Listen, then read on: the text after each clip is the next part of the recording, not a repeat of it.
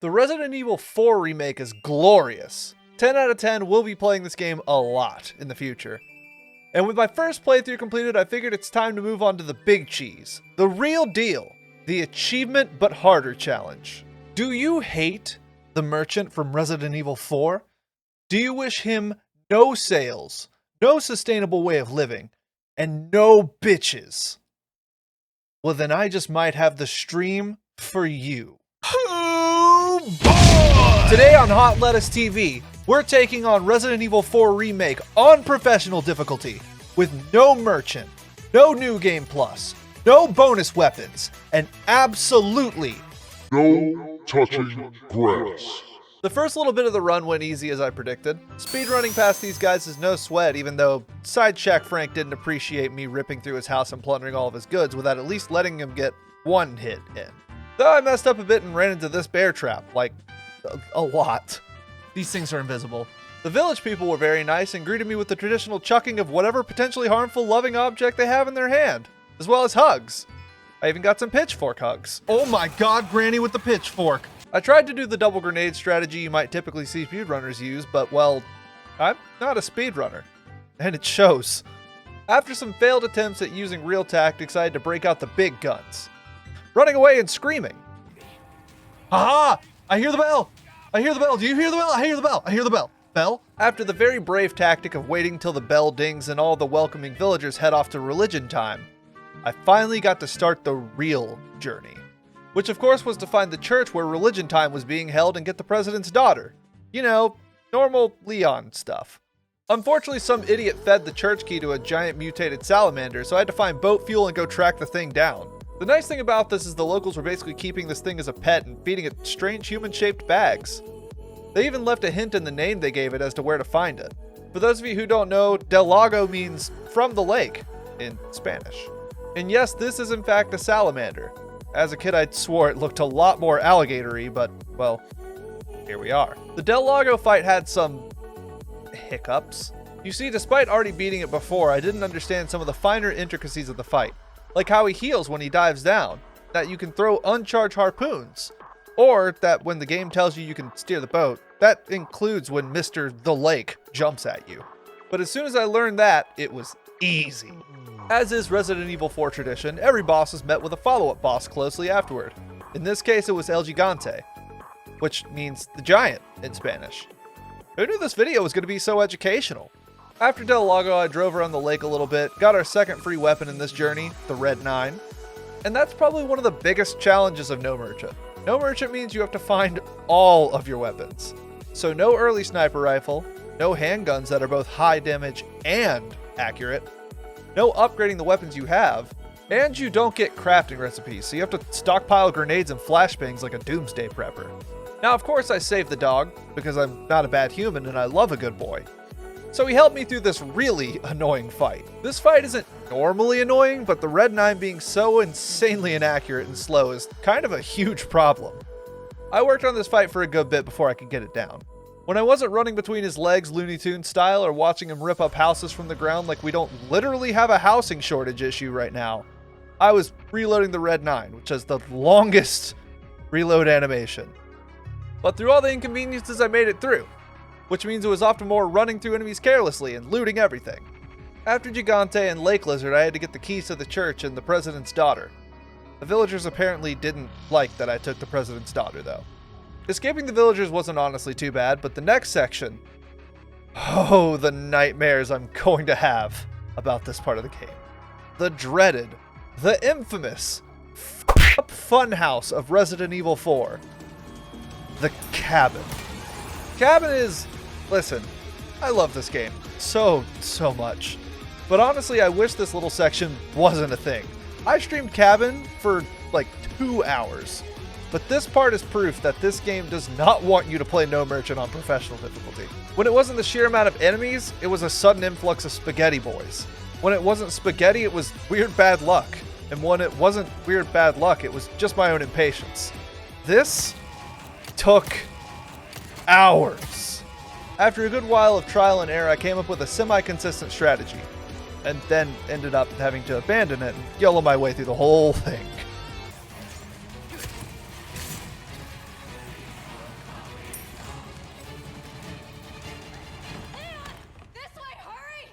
After Cabin came the Chainsaw Twins, who were actually surprisingly very easy for me. Spam Q, spam Q. No! Dang it! Oh, that's so frustrating. I killed Bella's sister 1, and then I broke out my favorite tactic in all of Resident Evil games. I'm not looking back. If I can't see them, they can't see me. Oh my god, he shoved me. What a dickhead. Then it was off to fight Mendez. I don't want to say Mendez was easy because he did kick my ass for an hour or so, but it kind of felt like I was always just a few small mistakes away from beating him, to be honest. We beat Bionicle Man and gave him the middle finger, then it was off to have the real fun in this game. The castle. First room in the castle was simple enough. Run straight to the corner, lift Ashley up to the wall, then take a quick lap around while she unlocks the door. My solution for the Garrador was a pretty easy one too, to be honest. Let's see if that keeps him distracted long enough. It does. The whole time I was making my way through the castle, there were only 2 big rooms I found myself truly terrified of. The Salazar fight and Water Hall. Also, the double Garrador room was probably going to suck. Water Hall had a little trial and error, but I got lucky and for some reason the AI bugged out while Ashley was turning the valves. Oh shit, mine's not turned. Which distracted me so much I forgot to turn the valves that I was supposed to be turning. Leaving me, for once, to be blamed for an awkward AI co-op interaction gone wrong. Here you go. Ashley! Oh my god, I forgot that Ashley was right there. I just blew Ashley up. But only once. God dang it, I shot Ashley. With Water Hall knocked out, the 3 heads collected, and Ashley's section done, I felt like I was breezing through. Knowing I had double Garradors coming up scared me a little bit, but there was a godforsaken room in this castle that I never would have suspected was going to kill me this many times. This stupid double switch Navistador gangbang fest room. Why does this exist? Ow! I'm trying to climb a ladder! See, there's another one trying to blend in right there. God dang it, I hate these things. I'm doing nothing to affect you and your life. Listen, the remade versions of the Navistadors are quite the improvement over the OG Resident Evil 4 Novis. But this room still feels like a slap in the face. Especially when you realize double Garradors are on the other side and there's no typewriters between the 2 to save. Regardless of the massive bug problem in this room, I was able to eventually clutch it out. Now, I'm completely willing to agree and accept that I only beat double Garrador through sheer dumb luck. I mean, it's the section of the game that probably killed me the most outside of Cabin. But somehow it didn't feel super hard for some reason. That said, I guess nothing's hard when the game hands you free heavy grenades and gives you the one and only excuse you will ever have to throw explosives at a blind guy. Murder sight unseen is sweet and all, but I was a bit tired of dealing with these 2 and wanted out of the love triangle faster than you can hit subscribe. Which I tend to have a very bad time actually remembering to ask you guys to do. Please subscribe to the channel if you're watching this far. Before fighting Salazar, Louise and I rode the minecarts. Of course, Donkey Kong minecart music had to be played for this. You guys already know it's gotta be the Donkey Kong minecart music. With the 2 scariest rooms in the castle out of the way, I was on my way to Salazar. Unlucky for Salazar, I knew one of his true weaknesses. His own unborn golden Chow from Sonic Adventure's Chow Garden. Salazar is a huge Sonic fan and always wanted a Chow in real life. So when he finally found the only golden egg in existence, he locked it away in his throne room, never to be found again. Also unlucky for Salazar, there were actually 2 golden eggs. Crippled under the loss of not only his own golden Chow, but its only other potential pure gold partner. Salazar did what any sane 2000s aristocratic dressed tiny castle tyrant would do. He faced execution by his own prisoner. Village done, castle done, military place time. The first few sections of Military Island were honestly pretty easy, especially with my secret strats. Oh my god, f you. I don't want to get grabbed. No, don't punch me. I'm dead. I'm going. Whoa! Whoa!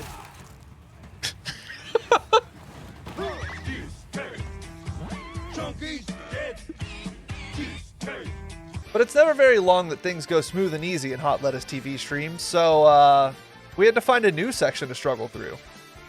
Of course, it was none other than the internet-breaking video itself. 30 guys, 1 Leon. This whole pre-Wrecking Ball section is just a total mess. There's enemies everywhere, a completely pointless puzzle door, 4 guys, a completely pointless puzzle door, and a regenerator with a completely pointless puzzle door. Oh my god. Then literally a combination of lots of guys, a regenerator, and another completely pointless puzzle door.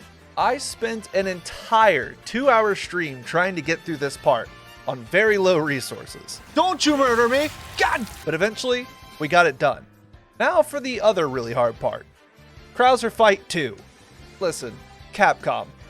Fuck this whole thing. This fight switches from game to toxic mode faster than a Kyle when his favorite 5-Finger Death Punch song comes on. The first part is pretty manageable. Pop him in the head once or twice, then he jumps right down to you, then you just knife him out. The weird not having to trip proximity mines is totally doable too. Just be careful and play safe. I don't think you can. What if I do? Gosh dang it! But this third and fourth part? What actually happened on the design team here? First off, the amount of damage you have to do to kill this guy is insanely inconsistent. Second off, this guy is so tanky. And third, and most importantly, this move. I tried to... Oh my god, that killed me? What? Yeah. That move feels about as well designed as putting actual people on a paper airplane. Eventually, after trying for about 2.5 hours, I realized I might honestly just need more supplies. So I loaded up an old save and fought my way back to Krauser. I started practicing the fight offline and 2 incredibly weird things happened. One was this.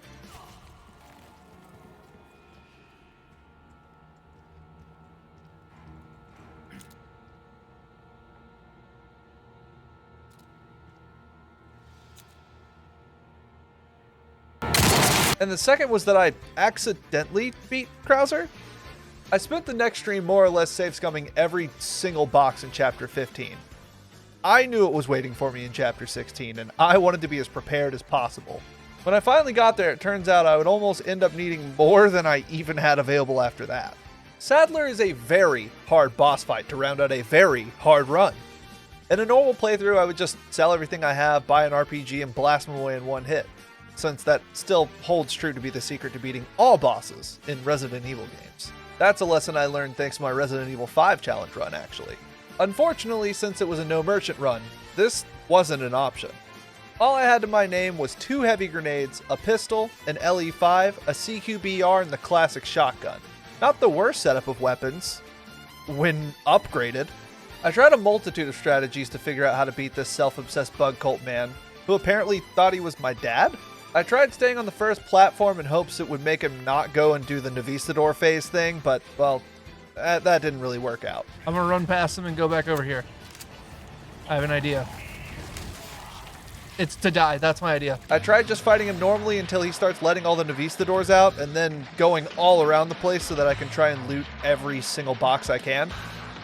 It turns out that's also not the plan. After a while, I figured out if I just jump between these 2 platforms, it kind of leaves him in a weird state in which he can jump on me, but it doesn't really do as much damage as it should. And, well, it's kind of an exploit, but honestly, at this point, I feel like I deserve a little bit of just a little bit of something, you know?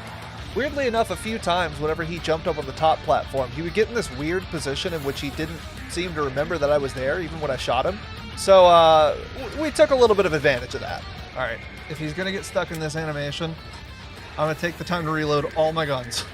Eventually, this came down to me running out of shotgun ammo and rifle ammo, running over to this platform, shooting him with 1 single bullet, and then for some reason there was this weird delayed death thing. Oh my god, finally. What's scary is there's technically a phase 2. Oh my god.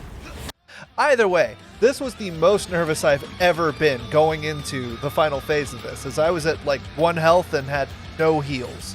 So if I messed up phase 2 in the slightest, I would have to restart this whole fight that took me 3 hours and 15 minutes to beat. But eventually, Ada tossed us the rocket launcher, we blasted Sadler into smithereens. Oh, dude, my chest is pounding. All I could think to myself is like, if I mess up section 2 of this fight, the only time I've ever messed it up, I'm going to lose my mind. Rode off in a jet ski off into the sunset, and we completed Resident Evil 4 Remake. No merchant, professional difficulty. This run was insane and probably the hardest run I've ever done on this channel. So if you enjoyed what you saw, please hit the subscribe button, hit the notification bell, and then you can know when the next video goes up. Either way, you have a good one, and thank you for watching. Peace.